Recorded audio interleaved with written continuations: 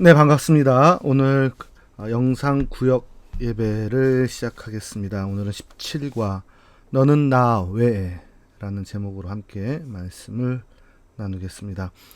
오늘 본문은 출애굽기 20장 1절에서부터 3절까지입니다.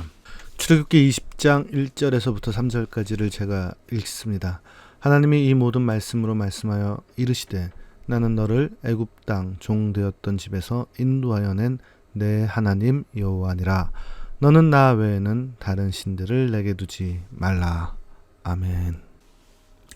하나님께서는 애굽에서 종살이하던 이스라엘 백성들을 구원하셨습니다. 그리고 그들과 더불어 하나님이 원하셨습니다. 하나님께서는 출애굽한 이스라엘 백성에게 그들이 지켜야 할 법으로 십계명을 주셨는데 그 이유는 이 계명대로 사는 것이 가장 행복한 길이기 때문입니다. 하나님께서 계명을 주신 것은 우리를 억압하고 구속하려는 목적이 아닙니다. 우리에게 가장 좋은 것을 주시고 우리가 하나님 안에서 행복하게 살도록 하기 위함입니다.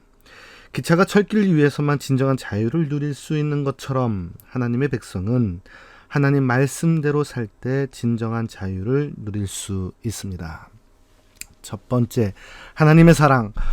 어린아이가 위험한 물건을 만지면 엄마가 아이에게 주의를 줍니다. 그것은 어린아이를 통제하고 장악하기 위해서가 아니라 사랑하기 때문입니다.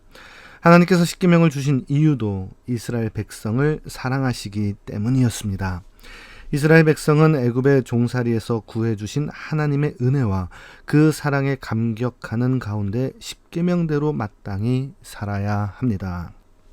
두 번째, 진리는 오직 하나입니다. 하나님 외에 다른 신을 인정하지 않는 것에 대하여 너무 독선적이라고 말하는 사람들이 많이 있습니다. 식당에서는 자기가 좋아하는 음식을 먹으면 됩니다. 하지만 진리는 배타적 성격을 지닙니다. 1 더하기 1이 2가 되어야 합니다. 왜 3이나 4가 될 수 없느냐고 말할 수가 없습니다. 진리는 거짓과 분명히 구분되기에 독선적이라고 할 수 없습니다. 셋째, 우상을 섬기지 말라. 하나님 외에 섬기는 다른 신을 우상이라고 말합니다. 때로 우상은 눈에 보이는 것일 수 있습니다. 나무나 돌, 쇠로 만든 것이 우상이 될 수 있습니다. 하지만 눈에 보이지 않는 우상도 많습니다. 하나님 외에 더 사랑하는 것은 모두 우상이 될 수 있습니다. 돈이나 세상의 쾌락, 명예 등 나쁜 것은 아니지만 하나님보다 더 사랑하게 된다면 우상이 되는 것들이 많이 있습니다. 말씀을 맺도록 하겠습니다. 오직 하나님만 섬기고 우상을 섬기지 말라는 하나님의 명령은 향한 하나님의 사랑에서 출발한 것입니다. 그 말씀대로 우상 숭배를 버리고 오직 하나님만 섬기면서 살아야 합니다. 자, 말씀 나눔. 본문 말씀은 출애굽기 20장 1절에서부터 3절까지입니다. 외울 말씀은 너는 나 외에 다른 신을 내게 두지 말라. 출애굽기 20장 3절 말씀입니다. 학습 요점은 삶의 모든 영역에서 하나님보다 더 사랑하는 우상을 버리고 오직 하나님만 믿고 섬기며 산다. 학습 개요. 도입. 하나님께서는 진정한 자유를 위해 십계명을 주셨다. 첫째, 십계명의 중심은 하나님의 사랑이다. 둘째, 진리는 오직 하나이다. 셋째, 우상을 섬기지 말라. 결론, 오직 한 분 하나님만 사랑하는 성도가 되자. 8월 15일은 우리나라 국민에게 참으로 감격적인 날입니다. 우리나라가 일제에서 독립한 날이기 때문입니다. 8월 15일과 함께 우리가 중요하게 생각하는 날이 있는데 바로 우리나라 헌법을 기초한 제헌절 7월 17일입니다. 한 나라가 서려면 우선 스스로 설 수 있도록 독립이 되어 있어야 하고 다음으로 나라를 이끌어갈 법이 있어야 합니다. 오늘 본문은 애굽에서 독립한 이스라엘 백성이 자기들의 법을 갖게 되는 과정을 보여줍니다. 이스라엘의 출애굽은 단순히 한 나라의 독립과 건국이라기보다는 하나님께서 새롭게 세워가실 하나님 나라의 세움으로 보아야 합니다. 우리는 하나님 나라 백성으로서 그 나라의 법을 따르며 사는 자들입니다. 자, 말씀 속으로 들어가겠습니다. 자, 첫 번째 질문입니다. 하나님께서는 십계명을 주시는 하나님 자신을 어떤 분이라고 소개하십니까? 이스라엘 백성을 애굽 땅 종되었던 집에서 인도하여 내신 분이라고 소개하십니다. 애굽에서 종살이하던 이스라엘 백성이 스스로 그 지긋지긋한 자리에서 벗어날 가능성은 아예 없었습니다. 출애굽은 한마디로 그들을 향한 하나님의 사랑과 은혜 때문에 가능한 것이었습니다. 이와 같은 하나님의 은혜에 감격하는 백성들은 하나님께서 왜 십계명을 주셨는지 그 이유를 알게 됩니다. 하나님께서 이스라엘 백성을 사랑하셔서 그들에게 가장 필요하고 좋은 것을 주셨음을 믿을 때 기쁨으로 지킬 수 있습니다. 자, 두 번째 질문입니다. 십계명 중에서 하나님이 첫 번째로 주신 계명은 무엇입니까? 나 외에는 다른 신들을 내게 두지 말라 입니다. 하나님 외에 다른 신들을 두지 말라는 계명을 첫 번으로 주신 이유가 있습니다. 루터는 십계명의 어떠한 계명을 어기는 사람은 먼저 첫 번째 계명을 어길 수밖에 없다고 했습니다. 예를 들어 도둑질하는 사람은 우선 남의 것을 가지고 싶은 마음을 가져야 합니다. 그는 돈이든지 물건이든지 그것을 가질 때 행복해질 것이라고 믿습니다. 다시 말하면 그가 훔치려는 물건이나 돈이 어느새 자기의 우상이 되어 있다는 것입니다. 자, 세 번째 질문입니다.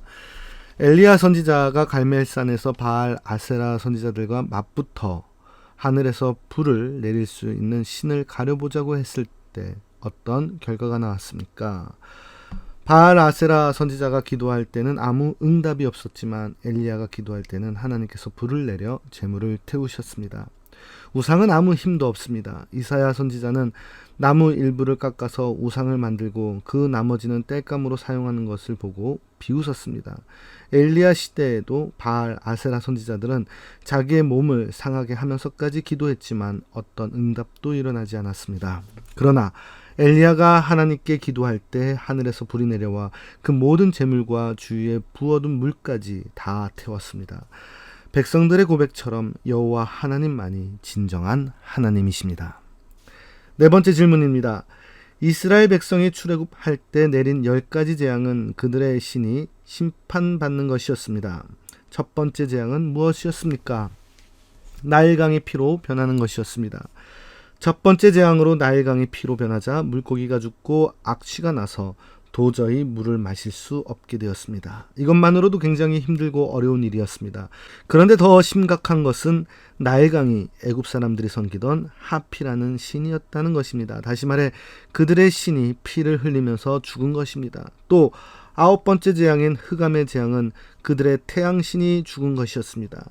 하나님은 이렇게 우상이 아무것도 아님을 밝힌 다음 출애굽의 역사를 일으키셨습니다. 여러분 서커스단이 공중에서 줄을 타면서 고개하는 것을 본 적이 있습니까? 한 사람이 줄을 타고 날아와 공중으로 몸을 날립니다. 그러면 반대편에서 줄을 타고 사람이 손을 쭉 뻗고 있다가 그 사람을 잡아줍니다. 그는 처음에 저쪽 줄에서 출발했는데 이제 이쪽 줄로 건너와 있습니다. 신앙이란 이런 것입니다. 처음에는 저쪽에서 출발합니다. 그때의 상태는 하나님 대신 다른 것을 섬기는 삶이었습니다. 그렇다면 신앙을 나타내는 가장 좋은 표현은 무엇일까요? 하나님을 내 인생의 주인으로 모시는 삶입니다. 신앙이 없는 사람은 하나님 대신에 세상의 돈, 쾌락, 명예를 쫓으며 살아갑니다. 그러다가 하나님을 주인으로 모신 삶으로 건너가는 것입니다. 그런데 여기서 아주 중요한 단계가 있습니다. 저쪽에서 이쪽으로 건너오기 위해 내가 지금까지 붙들고 있던 줄을 놓는 것입니다. 하나님보다 더 사랑하는 것, 즉 우상을 내려놓을 때 진정한 믿음의 사람이 될 수 있습니다. 자, 적용하기입니다. 기도 제목 1번과 2번이 있죠. 오직 하나님 한 분을 의지하고 살게 해주시도록 우리 함께 기도합시다. 구역 식구들의 기도 제목을 나누어 보고 서로를 위해 같이 기도합시다. 적용 및 숙제가 있습니다. 자신이 붙들고 있는 우상이 무엇인지 찾아봅시다. 두 번째, 출애굽기 20장 3절을 다 함께 암송해 봅시다. 합심 기도나 주기도문으로 또는 대표 기도로 예배를 마치겠습니다. 감사합니다.